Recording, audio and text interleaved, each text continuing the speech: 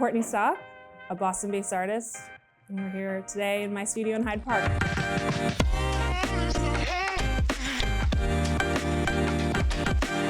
My first love within the arts was photography. I got a Polaroid camera from an uncle when I was 8 years old, and I loved the image making of it, the physicality of it, the process.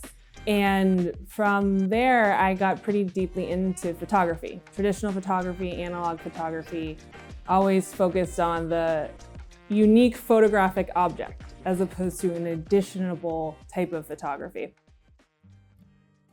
I think one of the most special experiences I had during that stage of my life was going to study with John Coffer in upstate New York to learn how to do wet plate tintype, which is this very antique type of photography where you create a photosensitive emulsion on a piece of metal and expose it to light, resulting in like a singular object that also has a photograph on it. It's like Polaroids, but like so elevated and antique.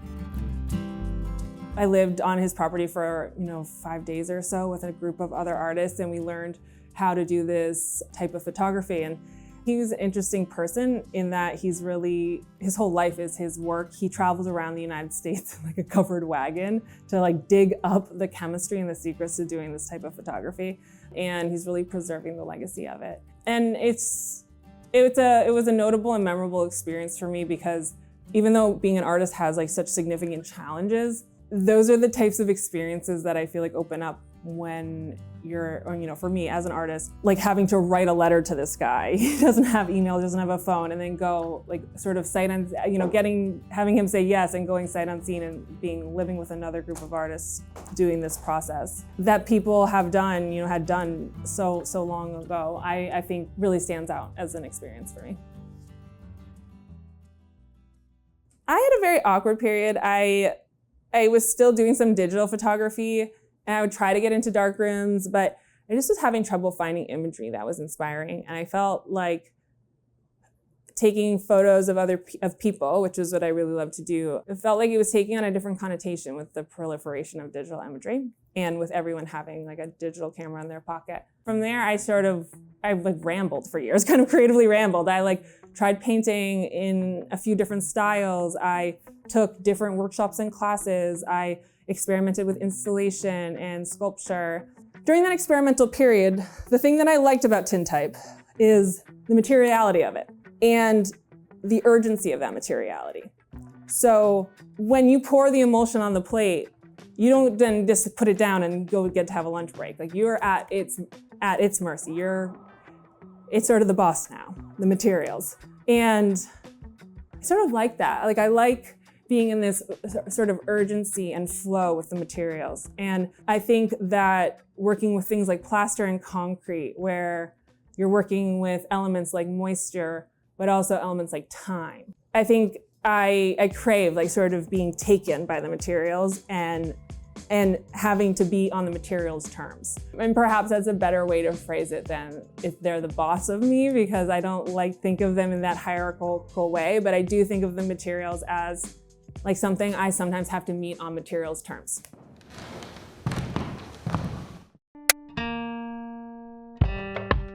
My current art practice is heavily influenced by fiber art practices and processes that I was exposed to in grad school. So I went on a trip to India with a group of folks and got an opportunity to weave at a loom. And weaving, it's so meticulous and it takes a ton of investment and patience up front to set up a loom. And that's really traditionally not who I've been as a person and not who I've been as an artist. I love to make big gestures and have the speed of the creation be embedded in the piece itself. But I have this very strong dance background. I grew up dancing, performing, training as a dancer. And when I had this opportunity to weave, first watching these weavers, I saw that it was choreography. It was a sequence of movements. And to my surprise, honestly, when I sat down at this loom, this man who I could not communicate with verbally, we did not speak the same language, but he showed me the motions, the choreography, if you will. And I surprised myself with how it felt a bit like a duck to water. Having that experience was motivating enough to come home and learn how to weave. And I would say that weaving is at the crux of everything I do now, in some way or the other. Weaving, I think of weaving as a symbol. I think of weaving as a mechanism. I think about it as technology. I think about it as code. And even when I'm using plaster, I'm often weaving the plaster, or weaving the armature in some way, shape, or form. I would say weaving, pushing against weaving and pushing into weaving is at the crux of my practice now. A loom is considered the first computer, the Jacquard loom. There was a punch card system of overs and unders, which could be interpreted as zeros and ones, that was fed into this loom, which would produce certain fabrics. And while I don't weave with a computerized loom, I'm very interested in this idea of there's only 2 choices, but there's a million of them to make. And it feels like a very salient idea for a way to approach life and a way to think about life. I have a daily existential crisis. I am constantly thinking about life, about what does it mean to be alive? What does it mean to make choices? What does it mean to make a life? And what does it mean to make choices in the studio and outside? And usually there's more than just 2 choices. It's almost a blessing that with each thread I weave either over or under, and there is only 2 choices. The culmination of those choices over time is really what makes the piece of fabric, or what makes the piece of art, or what makes a life. I always knew I wanted to be a mom. I don't know how I knew that. I knew it. I knew I wanted to have that experience, and I felt very drawn to it. So it felt right for me. And when my husband and I decided to have a child, it, just like any new parents, when you're stepping into the great unknown, and I've never shied away from intense experiences, and I've always wanted to get the most out of life. And I think the question I've been thinking about the most lately in regards to being a mother and an artist is one of life versus legacy. And by that I mean, do I live a full life? For me, a full life is having a family. It is being a mom. Or do I focus on legacy, which is eschewing all else and only focusing on the work and only focusing on furthering my practice? Frankly, that second one might be the recipe for making it big while you're still alive as an artist. But for me,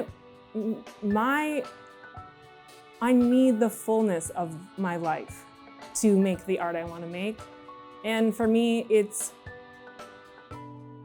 too important to actually experience my life to say no to this thing that I've always wanted, which is to be a mom. And this thing that I've wanted for a long time too, which is to be an artist. They are sometimes in conflict, but they ultimately can live together. And I think for me, I had so many examples of mother artists in my community making it work. And while I was still pregnant, I was invited to participate in this show called Raw Emotion. It is a mother artist show organized by Allison Judd, who's a Boston area artist.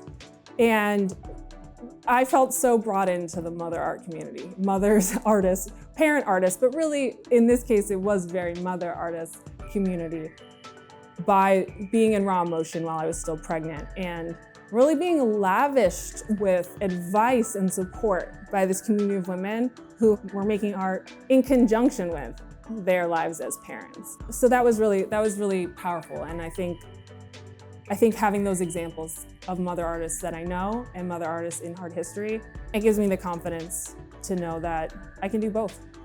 And I will say being a mother has made me a much more decisive artist. I've come to love being an artist in Boston.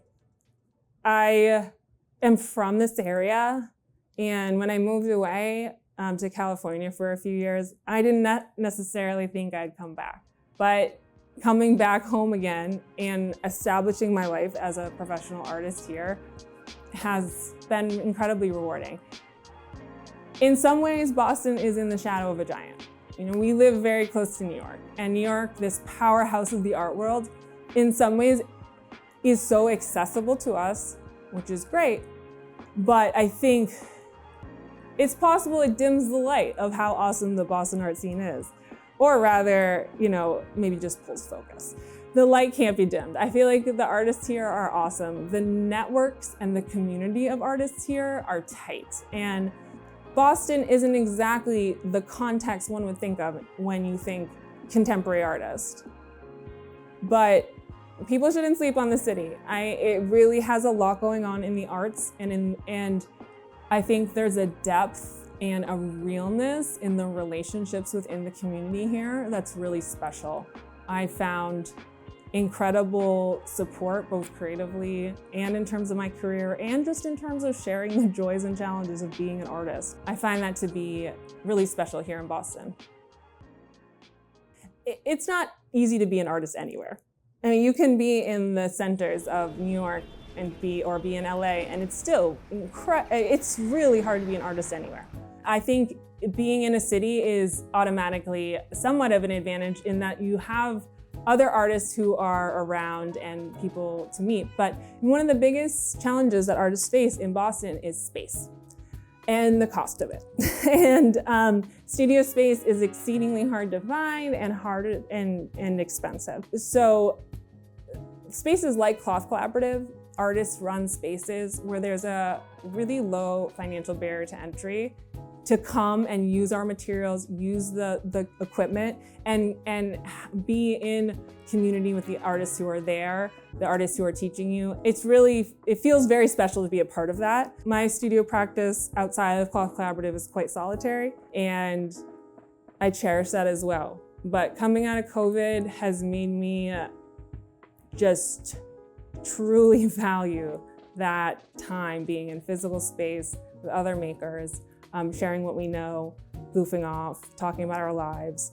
It makes the process of being an artist, makes the existence as an artist where you're being constantly rejected, constantly told no, constantly challenged. It's nice to find that solace and lightness and camaraderie. I mean, I think being in community and feeling seen, it helps me. It helps give me the courage to do my work and take those creative risks. And being in community with other artists and finding so much to identify with each other, while also being so different, it gives me the courage to make the weird work I make. Making a living as an artist in Boston, I wish I had the answer. Artists are very creative and they're scrappy and they figure it out and they make it work. People have multiple jobs, they hustle, they're adjuncting at multiple colleges in the area. People are overextended, they're underpaid, they are making it work and they're making their work. And it's inspiring and astounding to me at times. It's like the tiny plant that grows in between the cracks in the sidewalk. You're like, it sometimes feels like people have to work so hard to survive. It's incredible that there's still this resource left from which to create, with all the factors working against people as artists in the contemporary landscape. It's another thing that drew me to the field. It's not a linear path, for better or for worse. You have to make hard choices and put yourself out there and risk your heart all the time and often be overworked and underpaid. But there's something about it that's obviously worth it for me and for others because we keep doing it.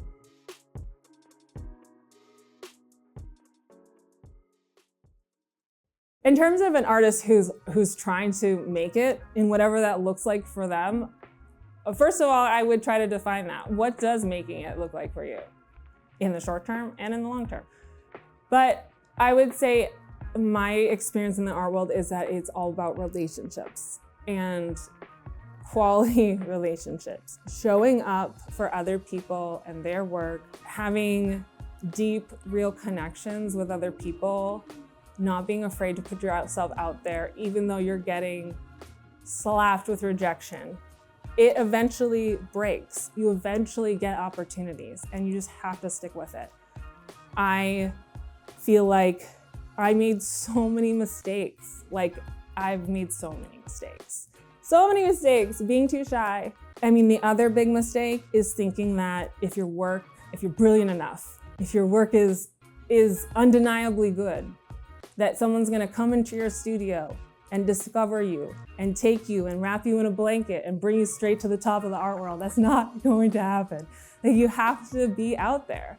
And I think I see a lot of artists who make incredible work and they take their work so seriously in a good way, but maybe almost to their own detriment, where, like, I think I've just come to embrace this idea of being an artist among artists and not trying to get to the top of the heap has been the healthiest thing I've ever done. But I think, yeah, I mean, the mistakes I've made, so many. Applying to the wrong opportunities or not applying to certain opportunities, being shy and bashful and not asking for feedback from people who would have probably been willing to give it, not showing up for other people as much as I should, as I now want to and do, being jealous all the time, letting jealousy hold me back. I think the one I'm learning right now, health is wealth. And if you're not taking care of yourself and you're trying to, or for me, overextending myself and thinking that better work is going to come has been a failing strategy. Letting my work take the time it takes, even if that's slower than I want it to be, has helped me shift into a healthier mentality when it comes to approaching my art. I also don't necessarily regret it. Like, I feel like and that is what I'd want other artists, young artists trying to find their way or find their place, is that, building true, real relationships with other artists has always been the way for me to further my life, further my work, but also to feel like I have a home in the arts and feel like I'm a part of things.